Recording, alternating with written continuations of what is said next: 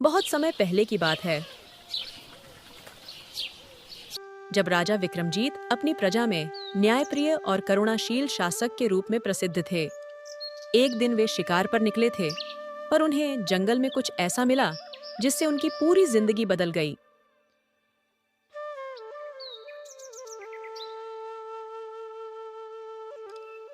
उफ, ये लकड़ियां अब मुझसे उठाई नहीं जाती। फिर भी घर तो जाना ही है।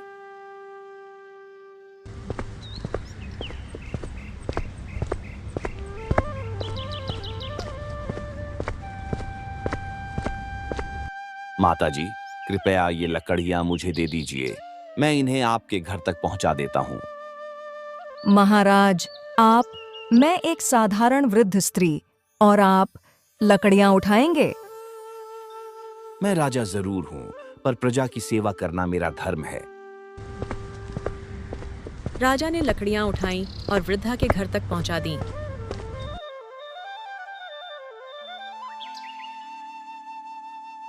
महाराज, आपके इस उपकार का बदला मैं कभी नहीं चुका सकती, पर यह तोता ले लीजिए। ये कोई साधारण पक्षी नहीं है। इसका नाम है दिव्यगिरी। यह दिव्य शक्तियों से युक्त है। तोता? हाँ, ये आपकी हर समस्या का हल बताएगा।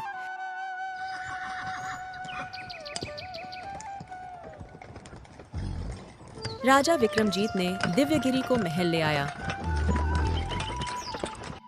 उन्हें नहीं पता था कि यह नन्हा पक्षी उनके जीवन की सबसे बड़ी कहानियों का हिस्सा बनने वाला है।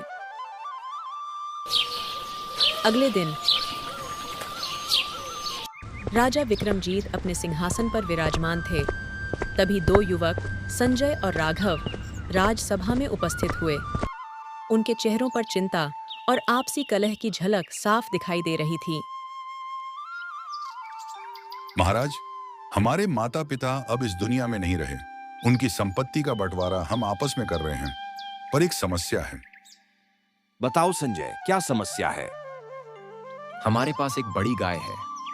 संजय चाहता है कि वो उसे मिल जाए, लेकिन मैं कहता हूं कि इसका पिछला हिस्सा मेरा होना चाहिए और अगला उसका। महाराज, अगर मैं गाय का अगला हिस्सा रखूं, तो चारा देना, देखभाल करना मेरा काम होगा, लेकिन दूध और गोबर जो लाभ के साधन हैं, सब कुछ राघव को मिल जाएगा। ये मामला तो वाकई पेचीदा है। राजा विक्रमजीत असमंजस में पड़ गए। उन्होंने निर्णय लिया कि इस मामले में वे अपने दिव्य सलाहकार दिव्यगिरी से सलाह लेंगे।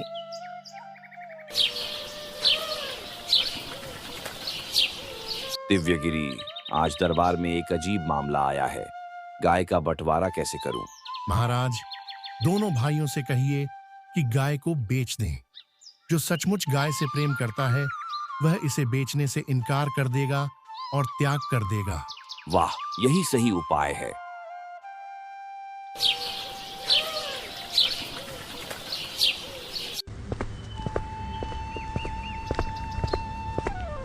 संजय, राघव, मेरी सलाह है कि गाय को बेच दो। जो धन मिलेगा उसे बराबर बांट लो। नहीं महाराज, मैं गाय को नहीं बेच सकता। वो हमारे परिवार का हिस्सा है, बचपन की साथी है। उसके बिना मैं अधूरा हूँ। राघव चुप रहता है। गाय का असली हकदार संजय है। राघव, तुम केवल लाभ के लिए इसे रखना चाहते थे। दिव्यगिरी की सलाह पर किया गया यह निर्णय पूरे दरबार में राजा की बुद्धिमत्ता की मिसाल बन गया। दिव्यगिरी, तुम सचमुच अद्भुत हो। मेरी हर उलझन का समाधान तुम इतने सरलता से कर देते हो। महाराज, यही मेरा धर्म है और मेरी सेवा आपके प्रति मेरा प्रेम है। राजा विक्रमजीत की दो रानियां थीं, सुरम्या और यशोमती। वर्षों हो गए विवाह को, परंतु संतान का सुख अब तक नहीं मिला था। राजा के हृदय में चिंता घर कर गई थी। दिव्यगिरी, मेरे जीवन की सबसे बड़ी इच्छा अब तक अधूरी है। मुझे पुत्र की प्राप्ति क्यों नहीं हो रही? महाराज, इसका एक मार्ग है, परंतु वह कष्टदायक हो सकता है। पुत्र के लिए मैं हर कष्ट सहने को तैयार हूँ। आपको अपनी रानियों की परीक्षा लेनी होगी, जिससे यह सिद्ध होगा कि कौन आपसे सच्चा प्रेम करती है। अगले दिन राजा ने अपने पैर में आम बांध लिया और उस पर कपड़ा लपेटकर घाव का भ्रम पैदा किया। प्राणनाथ, ये क्या? आपके पैर को क्या हुआ? इतना बड़ा घाव और उसमें कीड़े। महाराज, आपने हमें पहले क्यों नहीं बताया? अब तुम दोनों में से कोई एक इस घाव को साफ करके उस पर लेप कर दो। वैद्य ठीक से नहीं कर पा रहे। छी महाराज, मैं तो इस पर हाथ भी नहीं लगा सकती। इसमें बदबू है, कीड़े हैं। महाराज, आप मेरे लिए सब कुछ हैं। मुझे इससे कोई फर्क नहीं पड़ता। सुरम्या ने प्रेमपूर्वक घाव को साफ किया और जैसे ही उसने पट्टी हटाई, देखा वो घाव नहीं, एक आम था। ये तो घाव नहीं है, ये तो... तुम्हारी सच्चाई ने मेरे हृदय को छू लिया है रानी।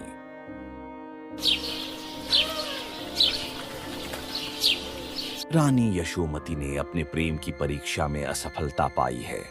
आज से वह महल छोड़कर पहाड़ी महल में रहेंगी। महाराज, मेरा अपराध क्या है? मुझे कुछ तो कहिए। राजा ने कुछ नहीं कहा और यशोमती को राज्य से निष्कासित कर दिया गया। समय बीता और रानी सुरम्या को पुत्र की प्राप्ति हुई। पूरे राज्य में आनंद फैल गया। राजा प्रसन्न थे और दिव्यगिरी भी।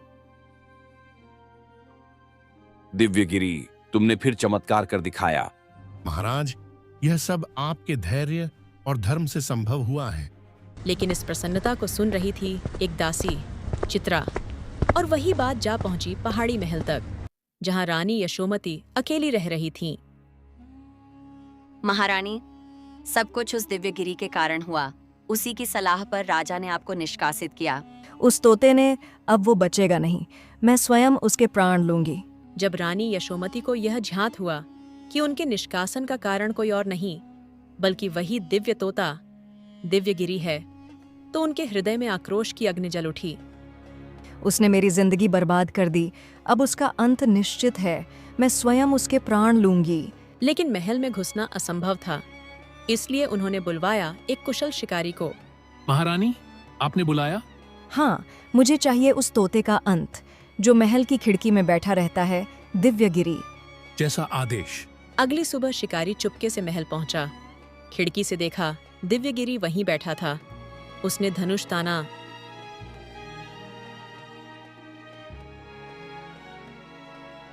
मगर तभी दिव्यगिरी ने शीशे में शिकारी की परछाई देख ली। वह चौंक कर उड़ गया और तीर सीधे राजा विक्रमजीत के पास आ गिरा। सैनिकों, इसे पकड़ो। किसी ने हमारे ऊपर तीर चलाने का दुस्साहस किया है।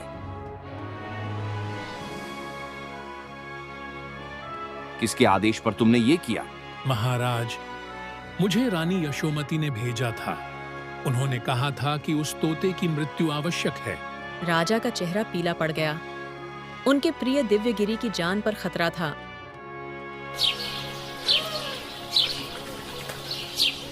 दिव्यगिरी, तुमने मुझसे छिपाया क्यों? क्यों कहा था कि यशोमती को निष्कासित कर दिया जाए? महाराज, रानी यशोमती को एक श्राप था, एक आर्षी का श्राप, कि उनके रहते कोई स्त्री गर्भ धारण नहीं कर सकती। ये बात मैंने उनके भूतकाल में देखी थी। यदि वो महल में रहती तो सुरम्या भी माता नहीं बन पाती। राजा ने दिव्यगिरी की सुरक्षा हेतु एक सुंदर स्वर्ण पिंजरा बनवाया, लेकिन जब दिव्यगिरी को उसमें रखा गया, महाराज, यह पिंजरा मेरे लिए स्वर्ण नहीं, बंधन है। कृपया मुझे स्वतंत्र रहने दीजिए। दिव्यगिरी, मैं तुम्हारा रक्षक बनना चाहता था, कारापाल नहीं। जाओ, उड़ो, पर जब भी जरूरत हो लौट आना। दिव्यगिरी आकाश में उड़ गया, पर उसका वचन था राजा विक्रमजीत की हर पुकार पर लौट आने का।